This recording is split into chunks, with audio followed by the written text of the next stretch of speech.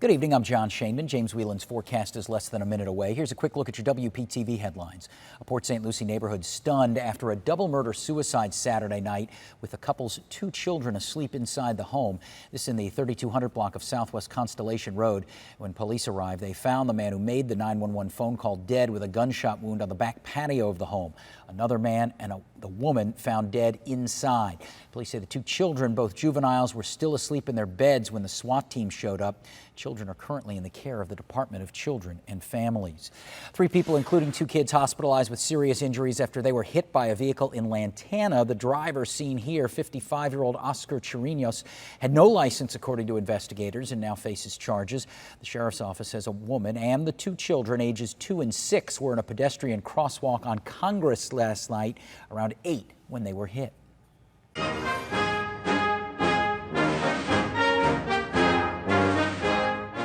Big crowd gathered to welcome home 80 local war veterans when they arrived at Palm Beach International Airport. They had just returned from their honor flight to Washington, D.C. A big thank you to Kathy Sreenan with Southeast Florida Honor Flight for this video. These vets served in World War II and the Korean and Vietnam Wars. Palm Beach County Fire Rescue also on hand to welcome them home.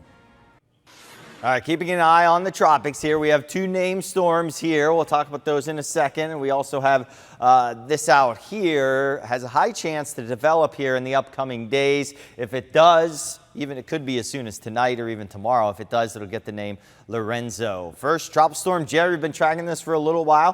High confidence that it's going to stay east of the Bahamas and bang that right and then move out to sea here. It could strengthen a little bit as it does so there, but you notice it's a tropical storm through all of those time frames there. This new one, Karen here, moving towards Puerto Rico. In fact, they have tropical storm watches out in Puerto Rico. Maximum winds here 40 miles an hour, so it's expected to stay rather weak as it moves through the Caribbean. Upper level winds not real favorable there. It will struggle.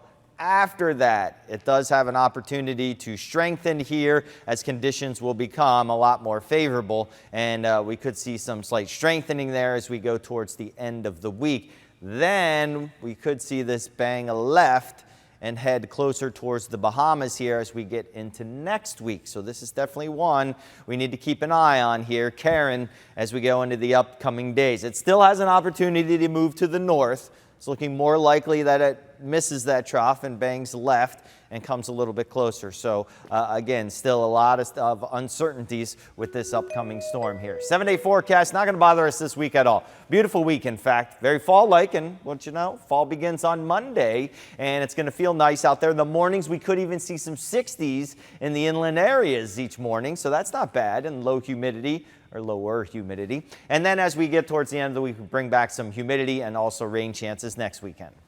Don't forget, for breaking news, make sure you have the free WPTV mobile app loaded on your smartphone. I'm John Shainman. Those were your WPTV headlines.